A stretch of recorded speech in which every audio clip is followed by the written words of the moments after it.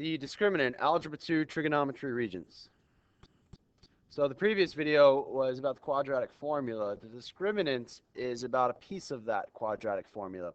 The quadratic formula is x equals negative b plus or minus, let me write this down here, x equals negative b plus or minus the square root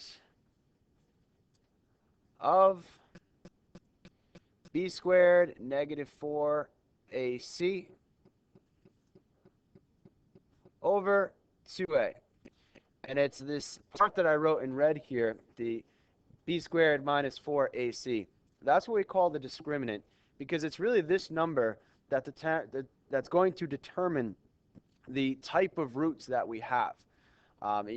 Just finding out what this number here, the b squared minus 4ac, or negative 4ac, that's going to tell us if our roots are going to be real, rational, imaginary, equal, and a bunch of other questions here. And I'm going to go through these kind of one at a time to explain this topic out.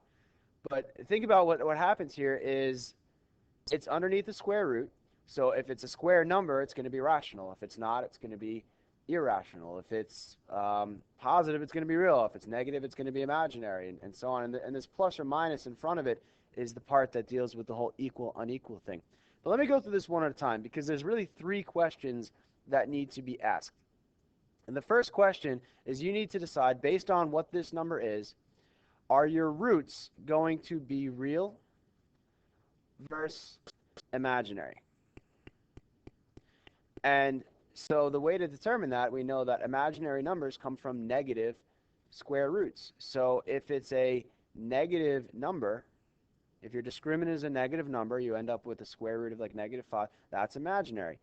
If you end up with a positive discriminant, when you do the b squared negative 4ac, if that ends up being positive, then it's a real number. And so that's how you figure this out. And once it's imaginary, the question's over. If it's imaginary, it's done. You don't answer any other parts because it's imaginary. The next question after that, if it is real, because like I said, if it's imaginary, you're done. But if it's real, then you need to determine if it's rational versus irrational. And again, so keep in mind that this is under a square root up here. So if it's something like 1, 4, 9, 16, 25, 36, if it's a square number, the square root of a square number is rational. So if it is a square number, then it's rational. If it's not a square number, it's irrational. If it's 3, 7, 12, 40, doesn't matter if it can be reduced, but if it's not a square number, then it's irrational. And once it's irrational, it's automatically unequal. And so we stop once it's irrational. But if it's rational, then we do have one more question. Once we determine it to be rational, like if it's, 4, 9, 16, 20, once we determine it to be rational, then we want to know, are the roots equal or are they unequal? And so we see the two options here are rational and equal or rational and unequal. And that has nothing to do with the square root part. That has everything to do with the plus or minus part, because it's negative b plus or minus this number divided by 2a. And so that gives us your two roots. Because think about the parabola, typically it crosses the axis in two spots, right? One of them we get from doing negative b plus the discriminant over 2a, and one is negative b minus over 2a. And so that's what's going to give you your two answers.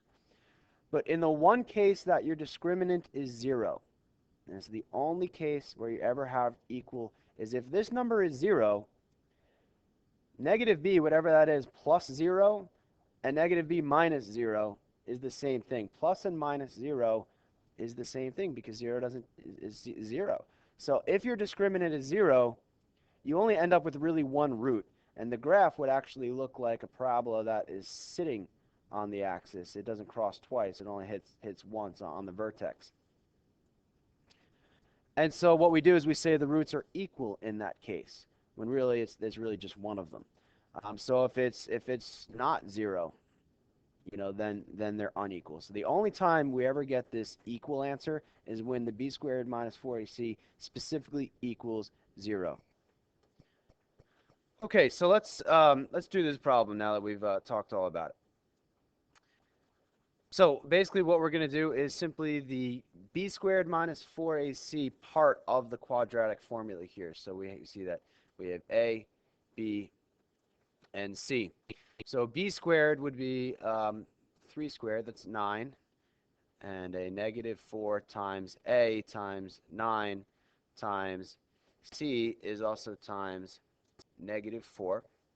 And let's get our calculators up and running, because you could really, if you type it in properly, you could type in this entire thing. So let me just get my calculator software up. All right, so if we were to do, and I already did, b squared here, but we could just keep it as b and do, b squared here. So that's your b squared. We know it's going to be 9, but then we have a negative, minus 4, and then parentheses a, which is 9, and parentheses c, which is negative 4. And nope, didn't read my 4. Go back and change that to a 4. Then close the print. Calculator doesn't want to read the number 4. There we go. And just hit enter, and it's going to give us 153. So the calculator will do all that work for us. I mean, you could certainly do it manually. Works out that, b squared, is 9. The negative 4 times 9 times negative 4 is plus 144. And so that's how we're getting 153. All right, so once you get that number, because it's positive, we know we're real. We're not imaginary.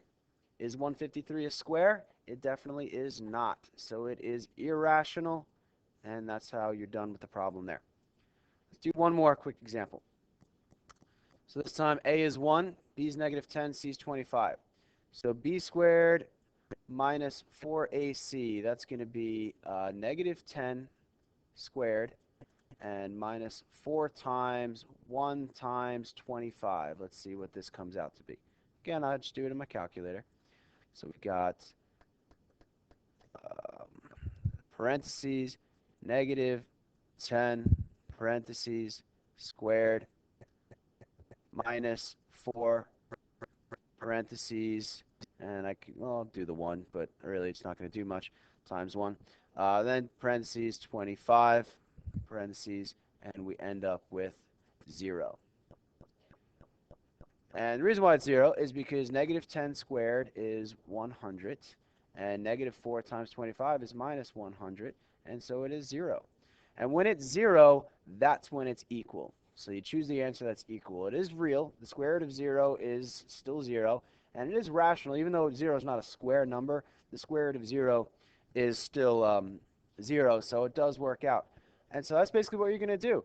So the first example came out to be an irrational number like 153. This one was 0 was equal. If it comes out to be something like 16 or 9 or 25, then it would be rational unequal, a square. If it comes out to be a negative, it's going to be imaginary.